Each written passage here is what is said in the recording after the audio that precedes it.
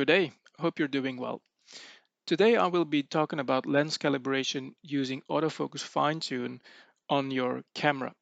Now this applies mostly to DSLRs, even though mirrorless cameras still offer you that ability to do autofocus fine-tune. Now with Nikon cameras and Nikon lenses, you can only calibrate, well, you only have a single autofocus fine-tune value that you can store in the camera. So you have to pick your favorite aperture, your favorite working distance, which basically means your favorite focusing distance. And if you're using a zoom lens, then you also have to pick your favorite focal length, because a 24 to 70, for instance, could need a different autofocus fine-tune value at 24 millimeter, a different one at 50 millimeter, and a different one still at 70 millimeter. I'm going to be using MTF Mapper, which is a software. You can download that for free. And the advantage is that you get numbers instead of having to rely on a visual assessment of whether something is sharp or not. So let me show you that website. So it's just on sourceforge.net, and it's called MTF Mapper. You can download it here. It's free. And when you download this software, you actually get some targets in a zip file. So these are the sample test charts. So the idea is that you use one of those test charts. You have to pick the right one, and to do what I'm going to show you, you need the perspective test chart. You can pick a certain paper size, A0, that's really big, A1, A2, A3, and A4. And then in the sample test chart zip file, you also have you have 3 versions of each of the sizes, and they have to do with the distance between the target and the camera. So this is 1500 millimeters, so that's 1.5 meters, 2 meters, and 2.5 meters. If you're not happy with these distances, you can actually create your own test chart using this software.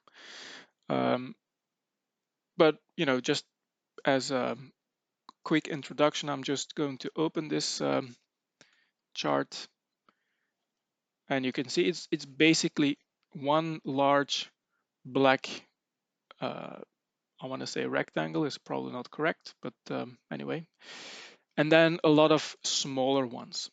And the idea is that you print this as large as you can. I only have a small printer, so I can only print at A4, but you can do it in sections, right? You can print one page with just the upper left corner, and then one page with the upper right corner, and then you just basically tape them together.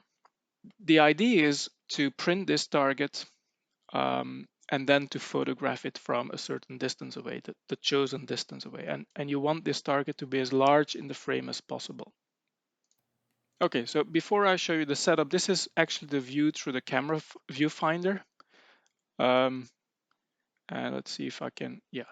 So the autofocus box has to be over this edge of your, the big black rectangle is here. There's big white space, and the idea is that if you put your autofocus sensor here, it shouldn't be able to focus on anything because it's just white, featureless white.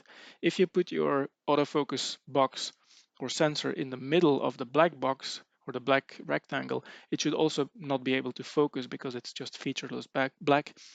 And the idea is to put your autofocus sensor over this left middle edge. Let's call it the middle of the target, right? This is the middle of the target.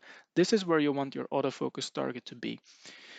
And you want this black rectangle to be really big so that there is really no confusion as to what you were focusing on. Let me show you the setup. So the camera's here, the target is there, and you can already see it's in a 45-degree angle to the camera. And you can also see that I've been a bit of a MacGyver, and I've actually taped a sheet of glass over the paper because it was starting to wobble a little bit, and I wanted to avoid that. Now officially the recommendation is not to do that, but I seem to get away with it. I just have this big black flag to the right side of it so I don't get any reflections on the glass, and then it seems to be going okay. I'm also covering some edges with some sheets of white paper because I don't want the software MTF mapper to pick up any of the edges. So this edge, for instance, well, all of the edges could be picked up by MTF mapper. So I'm framing, as you can see, I'm framing so that I only see the black rectangles. I don't see the duct tape.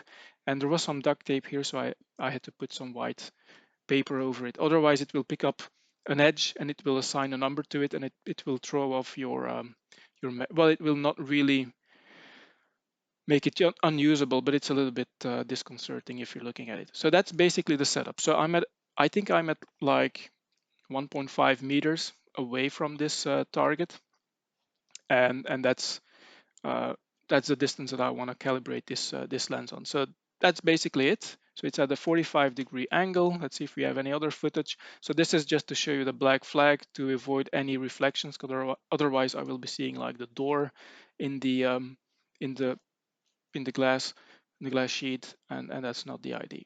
I also have a light pointing upwards so that the target is nice and bright, so that the autofocus system doesn't have to battle against dim light. So you want this to be as easy as possible for your autofocus system. You don't want this to be a challenge.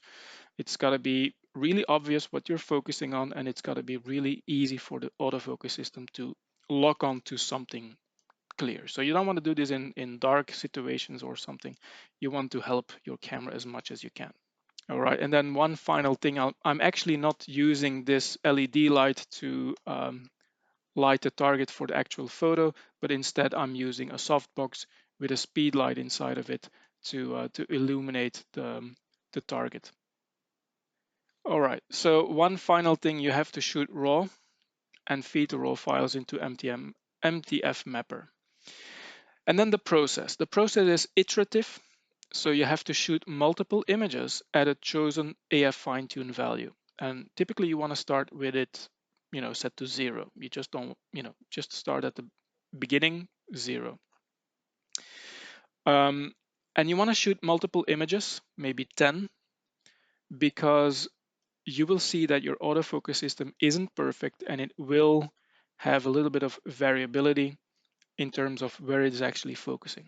So you want to shoot like 10 photos and then look at, the overall picture, and then make a decision whether you need to adjust the autofocus fine-tune value or whether you want to leave it alone. If you have to adjust it, you have to repeat, again, shoot multiple images, analyze, etc. Okay. We also have to talk a little bit about autofocus settings and shot discipline. In terms of autofocus settings, you want to be in the AFS focus mode. So that means single autofocus, or some camera brands call this single servo. You don't want to be in AFC, continuous autofocus, or continuous servo. You want to be in AFS. Also, you have to be sure that the camera is set to focus priority, meaning that you can only take a shot when the camera is in fact in focus.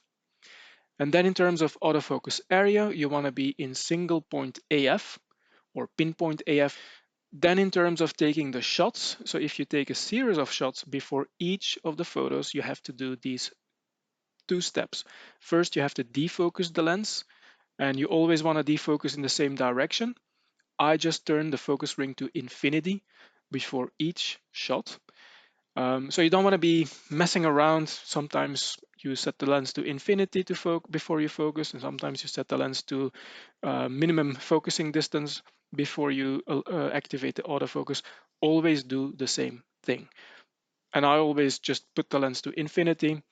The second thing you do is you activate the autofocus and you allow the camera to acquire focus once, just once. As soon as the camera says it's in focus, you take the shot. I typically switch on the little beep to do this during these procedures. So as soon as the camera beeps, I take the shot. I don't second guess the autofocus. I don't try to make corrections. Just let the camera do whatever it wants to do. So before every shot, you defocus the lens, you activate the autofocus, you wait for the camera to confirm that it's in focus, and then you take the shot. Good. Now let's jump into MTF Mapper. And this is one photo that I took, and you can see that it's shot with a 50mm f1.8 lens. The autofocus fine-tune value was 0, so I've zeroed this out. It, for some reason, doesn't know what the focusing distance is, but normally, or most of the time, you get a number here. It may not be 100% accurate, but at least it will give you an idea as to what you were doing. And so you get, I'm going to show you in a moment how to open a file and actually get to this result. So this is just the photo that I took of the target, and then you get, well, it depends on what you select as the options, but you can get an annotated image. So that's just a black and white version of the photo. And now every edge that the software has picked up will get a number. So the big edge here has got a number 0.20, and the numbers themselves are, let me see, cycles per pixel. You don't really have to understand what that means, but all you need to know is that a bigger number means it's sharper. This edge is sharper than, for instance, if we go to the right, this edge is really blurry and it gets 0.05. So bigger numbers are better, meaning sharper. And so actually it's the small boxes or the small rectangles or squares that will allow you to plot all of these data in a, yeah, as I say, in a graph, so you can see where exactly the sharpest edges are found. So every edge gets a number. So this one gets 0.12, this one gets 0.10, etc. So this is calculated by the software, and obviously as we move away from the focus point, the numbers become smaller and smaller and smaller, and these blurry edges get 0.03, and then if we go towards the back, they are 0.04, for instance. So based on these numbers, MTF Mapper gives you a profile. And so every rectangle is one of those little red crosses, and then it uses some kind of a smoothed function to go through it. It's not always super smooth, sometimes a little bit jagged like here, but you can try to see whether the peak of this curve is in front of the blue line, and the blue line corresponds to this edge. So this is actually where you were trying to focus on. So that's your reference. So you want the peak to coincide with the blue line. So here you can see that the peak, it's a little bit of a strange peak in this case, but you can, make it out that the peak is a little bit in front of the blue line. So this points to front focusing. So it's in the same direction as what the image is looking like. So this is the blue line, let's say, and the peak was kind of like here. So it means that you're focusing slightly in front of this edge. So this was the autofocus fine-tune value of 0. If you change it to, for instance, 10, so this was another photo taken with an autofocus fine-tune of 10. Again, you can look at the annotations, but usually you just jump to the profile and you can see that now the peak has shifted to the back. So now we are back focusing a little bit. So with 0, we were focusing in front. With 10, we were focusing a little bit further away. So, what's the mean value? Between 0 and 10, it's 5. So this is the autofocus fine-tune value of 5. And you can see that the peak is now, coinciding very nicely with the blue line. So this means that for this lens and this camera, shooting at f1.8 and at, I think, 1.5 meters, something like that, the autofocus fine-tune value of 5 should be better than either 0 or 10. Now you can, of course, try 4 or 3 or 6 or 7. You can do this as many times as you like.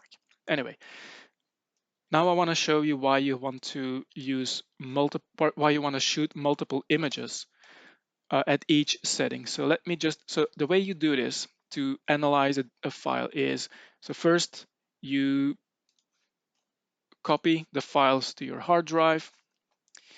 And I always shoot a bundle of 10, well, 10 photos at the same setting. So the first 10 were shot at 0. So the autofocus fine tune was 0. So let's open them. So the first 10, not sure if this is 10 files. Yeah. And here you can ask for a number of outputs. So for this type of exercise, you want to see the annotated image and the profile. And the other ones you don't really need for this. You can do other stuff with this software, like try to compute MTF values, but I'm not going to do that. So I'm just going to use the annotated image, or I'm going to ask for the annotated image and the profile. And the annotated image is just there in case the profile looks a little bit strange. Then you can go and look at the annotated file to see what's going on. So as I'm talking, all these images are being processed, and I deliberately used a camera with only 12 megapixels because then it goes faster.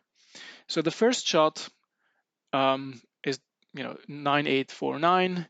As you can see, the autofocus fine tune value is 0. So I'm going to look at the profile. The peak is slightly in front of the blue line. So based on this analysis, you would say I'm front focusing a little bit. The second one, you can see it shifted a little bit to the front. So this is more front focused than the previous one. Next one, next one. So you can cycle through these quite quickly.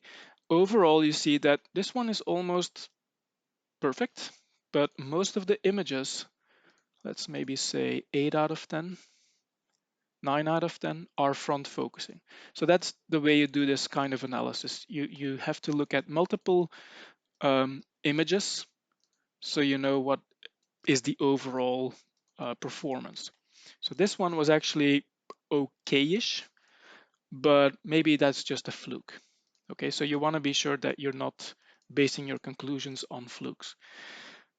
So when you have reached a conclusion, for instance, I'm front focusing, obviously you have to change your autofocus fine-tune value to something, a different number. And I have a little clip to show you how that's done. So let's roll it. So this is a Nikon camera. On a Canon, it will be different. So you go to menu, and then you go down to the setup menu, and then it's one of the options really way down in the menu. Come on, quick. Autofocus fine tune is right there.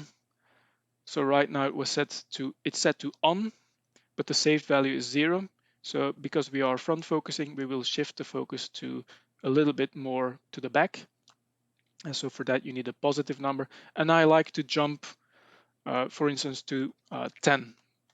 So I don't want to be at, oh, 0 isn't good, I'm going to try 1. Oh, 1 isn't good, I'm going to try 2. So I like to take a big jump to maybe plus 10, see if I'm overshooting, and then come back. So the next set of 10 images are shot at plus 10. And so that's starting at 9859. And this is probably 10 images. And now you should see that the peak of the curve is shifting towards the back.